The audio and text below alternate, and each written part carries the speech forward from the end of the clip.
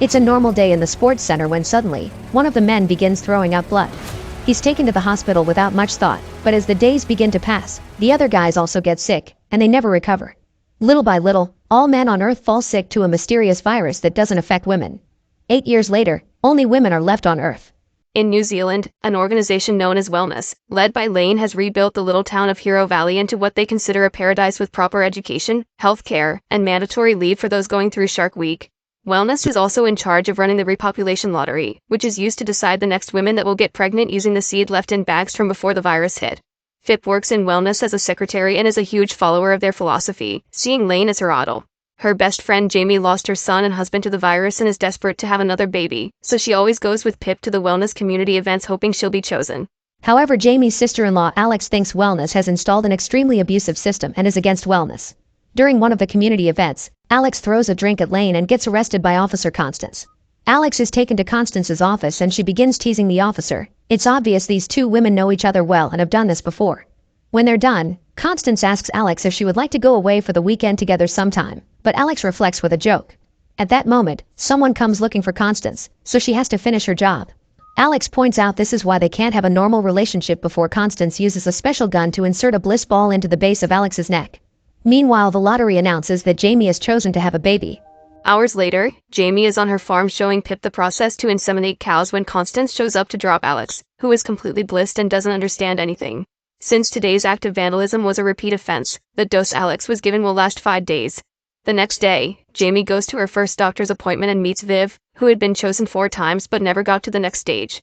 Jaime didn't know there was another stage, so she gets nervous during the checkup, but Dr. Harvey promises her health is outstanding and her chances to be chosen are very high.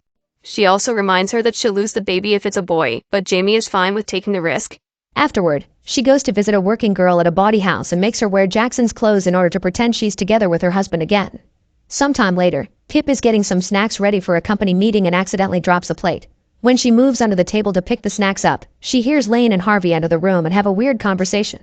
Harvey wonders if they should have quality or quantity, and Lane says an abundant future is her top priority. At that moment, Pip makes her presence known and Lane cuts the conversation short, turning to Pip in a sweet yet manipulative way to remind her to keep confidences. On the farm, Alex finds notes she left for herself on how to proceed when she's blissed since she's been through this many times. After feeding herself and sucking on a tank of dentist anesthesia, Alex goes to the bathroom and uses a scalpel to remove the bliss ball from her body. Then Alex goes to visit her mother, who was sent to a retirement home after Wellness blissed her permanently for speaking against them.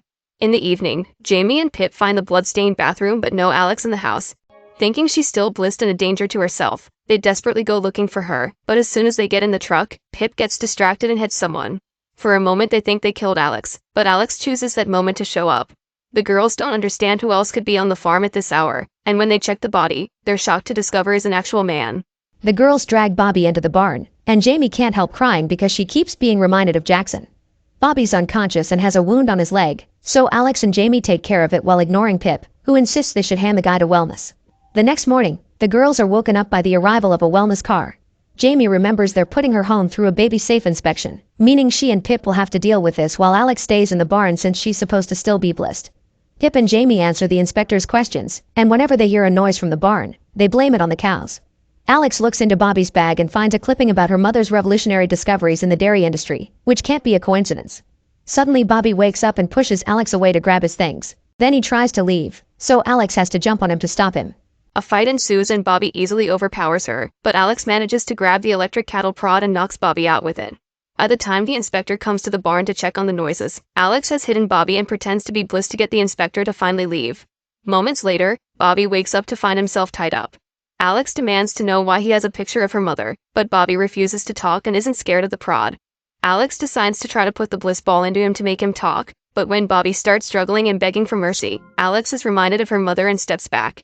Upset by the memory, Alex chooses to destroy the bliss ball. Meanwhile, Jaime goes to her second doctor's appointment, only to find out she hasn't made it to the next stage. Devastated, she calls Pip to ask for her help, and Pip promises she'll try to pull some strings. Pip goes to talk to Lane, explaining Jaime is the perfect candidate and that believes there could be some mix-up. Lane promises she'll look into it with her usual manipulative sweetness. Some hours later, Lane tells Pip that indeed there had been a mix-up and Jaime should have never been put into the lottery in the first place. At the same time, Jaime visits Dr. Harvey to know why she was denied, but Harvey says she had approved Jaime and has no idea who changed it. Back to Alex. She's explaining to Bobby that her mother was permanently blissed for saying there were male survivors. In return, Bobby confirms she wasn't crazy. There are more male survivors like him, and Alex's mother was the key to everything. Now she's out of the picture. Men are being hunted. When Jaime comes home, she tries to keep herself distracted, but she can't stop crying over the denied application. She's suddenly startled by Alex, who comes to cheerfully inform her that Bobby knows things and she'll bring wellness down thanks to him. Jaime realizes Bobby can be the solution to her problems too and goes to see him, putting a cup in his hands as she asks for a seed. Then she begins dancing to inspire him, but she's still too upset and begins crying. Pip hears her and drags her out of the barn thinking she's crazy, but when she sees how important this is to Jaime, Pip goes to the barn to get the job done herself. Moments later, Pip brings the cup with the seed to Jaime, who uses the cow insemination tools to put the seed inside herself. Meanwhile, not far from the farm, a hunter uses some pictures she took from security cameras to track Bobby.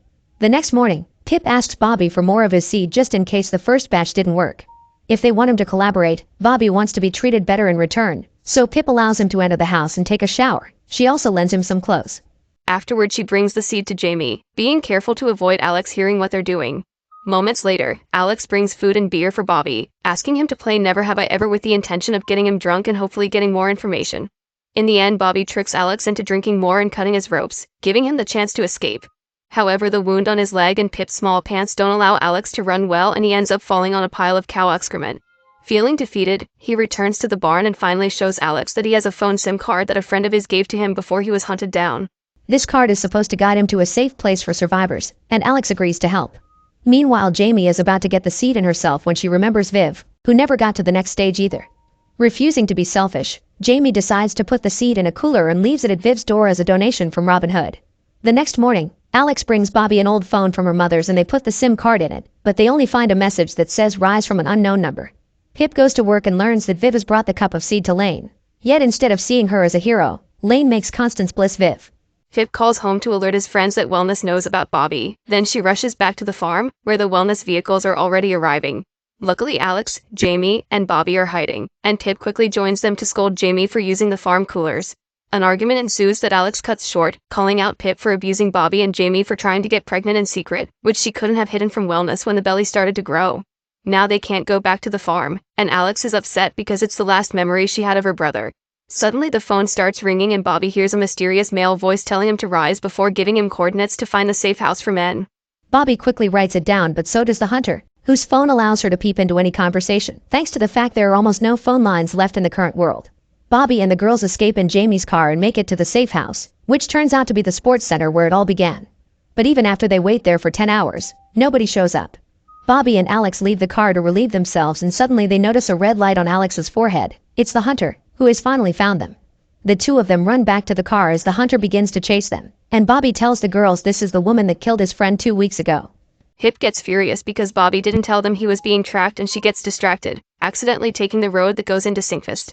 This is the festival that celebrates Women's Shark Week, and this road is one way only, so now they have to stay and find a different escape route. They hide Bobby under a blanket and pretend it's an old lady while a valet takes the car away. Bobby needs a better costume though, so they steal a mascot suit before trying to hide in the crowd, only for the group to end up accidentally splitting. Jaime thinks she can see Jackson and follows him to one of the games, where she suddenly begins to puke.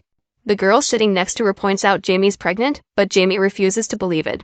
However, when she gets off the game she keeps on throwing up, meaning it wasn't dizziness from the game, she really is pregnant.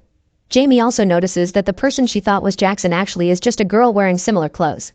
Pip bumps into one of the women from the committee, who reminds her she had volunteered to help with the festival. Now Pip has no choice but to work at the tent with the face paint, but when she notices the hunter has arrived, she runs away anyway. She hides in another tent and bumps into Lane, who uses sweet words to manipulate her again, promising a position on the committee if she accepts to do the right thing. The old women from the retirement home are also brought to the festival, so Alex approaches her mother to see if she can recognize Bobby. At that moment, the hunter shows up, and Bobby runs away to hide in the mirror labyrinth. The girls reunite and follow him there, where they accidentally split up again because the mirrors play with their minds. For example, Jaime sees herself with a big pregnant belly. After lots of bumping their heads against the mirrors, the girls reunite and see how the hunter sedates Bobby before taking him away. Following them is hard because of the labyrinth, but Pipe uses face paint to mark the corridors they've already taken. Eventually they come out and find the hunter taking Bobby away in her truck, so Jaime runs after them and jumps on the back of the truck to be taken too. While Alex and Pip get into their own vehicle to follow them, Alex looks around the truck for something she can use and discovers a bunch of tranquilizer darts. She also finds a shovel that she takes with her when the hunter stops by an abandoned house and takes Bobby inside. Jaime tries to stop the hunter, who immediately overpowers her and takes the shovel from her, but Jaime also brought a bunch of darts. By throwing a bunch of them, she manages to hit the hunter with at least one and puts her to sleep. Afterward, Jaime takes Bobby away in the hunter's truck and tells him she's pregnant. They leave the mascot suit near a sign on the road to give Pip and Alex a clue about where they are, and eventually the group reunites. Jaime tells them what happened and they're surprised to hear about the tranquilizer darts, because that means the hunter wanted to capture Bobby alive.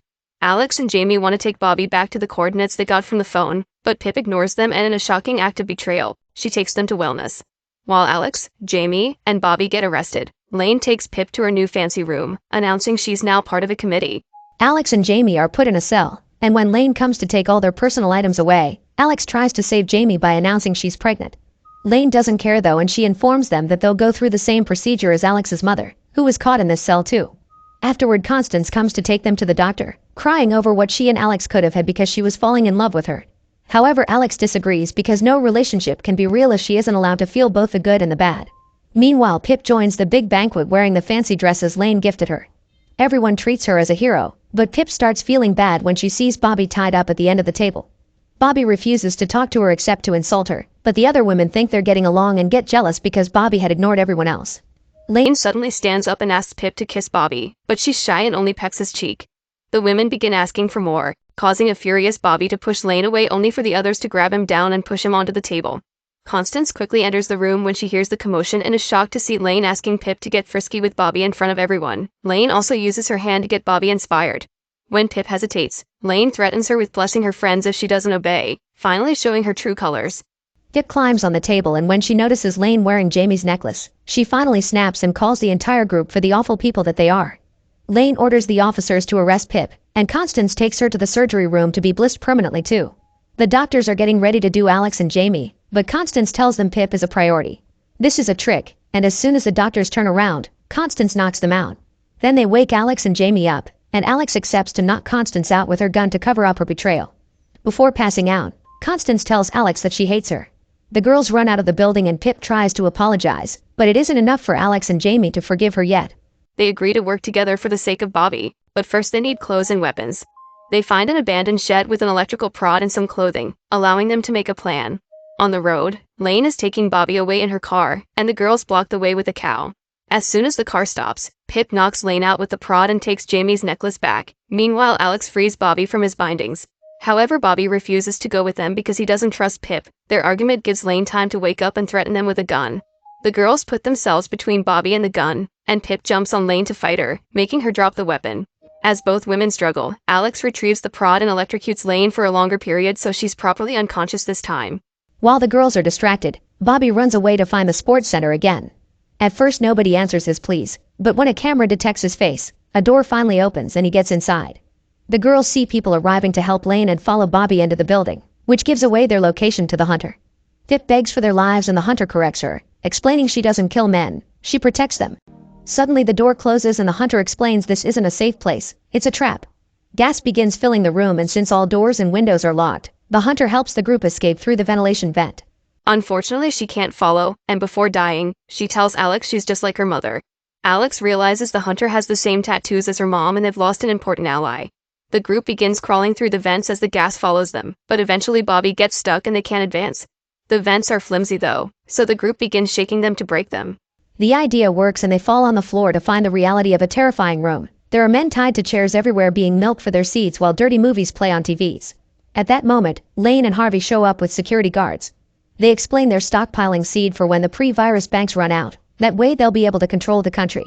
The SIM card Bobby had was all part of a plan by Wellness. This way survivors come to them instead of having to look for them.